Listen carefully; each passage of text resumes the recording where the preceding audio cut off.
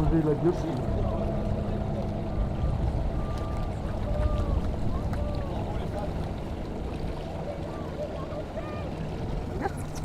Ah ouais.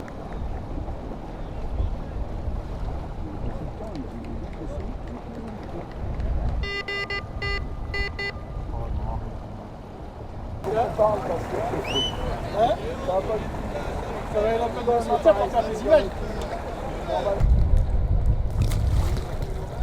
L'intérieur est vachement... Je sais pas.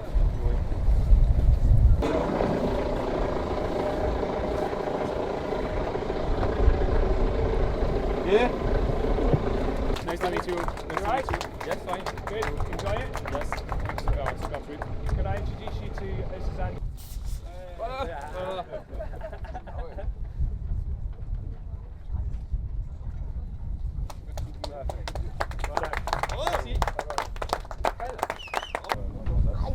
Ça va pas, non?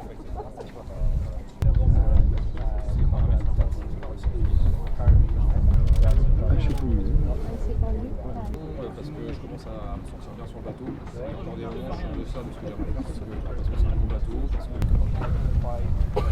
C'est une tenue, elle est bien. Alors cette transat, je suis très content. Elle a rempli ses objectifs dans la mesure où j'ai continué à m'aguerrir en vue du Vendée Globe.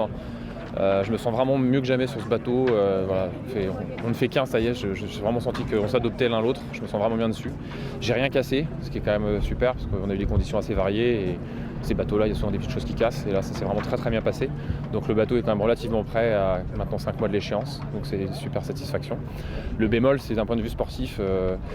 C'est vrai que j'aimerais être un cran au-dessus, pouvoir attaquer dans les moments clés, pouvoir garder la toile quand le vent monte. Et pour l'instant, je suis encore très prudent parce que c'est des gros bateaux, parce que le pas est important à franchir quand on vient de la classe 40 notamment, ou qu'on n'a jamais fait d'IMOCA. Et donc pour l'instant, je privilégie le fait de naviguer en bon marin et j'espère dans les mois qui viennent progresser à ce niveau-là. La différence entre un bateau plus classique comme un Figaro Beneteau ou un classe 40 et un bateau du Vendée Globe, c'est bien évidemment la taille, et notamment la taille des voiles quand le vent monte. Alors c'est pas forcément quand le vent monte très fort. Moi, quand il y a 40-45 nœuds, je suis très à l'aise sur le bateau parce que justement on a 3 riz dans la grande voile, on a le J3 devant, on a des petites voiles, et donc là c'est du pain béni, ça va tout seul. C'est plus la phase 20-30 nœuds où il faut garder de la toile devant, notamment des grands génaqueurs ou des choses comme ça, et où là les bateaux vont vite, ça peut enfourner, et il y a toujours la petite angoisse au début quand on démarre de se dire est-ce que je suis capable de rouler la voile et de la faller à 30-32 nœuds en haut de range, quoi.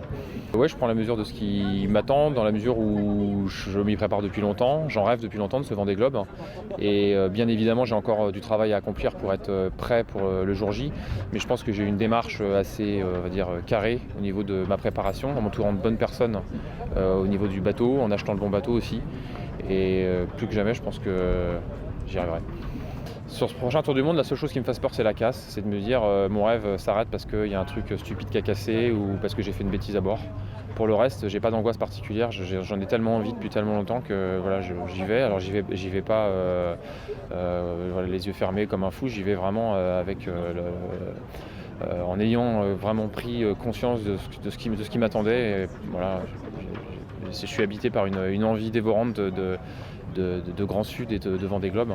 J'ai fait 2 transats Jacques Vabre et en fait à chaque fois je visualise ce moment où je dépasse en fait le Brésil et où là c'est le saut dans l'inconnu parce que maintenant le Brésil je connais, j'y suis allé 2 fois, mais après le Brésil je connais pas et à chaque fois j'imagine ça y est, le Brésil est derrière moi, je vais vers le sud et j'ai cette espèce de petite poussée d'adrénaline à chaque fois que j'y pense et je me dis je vais le vivre, ça va être énorme.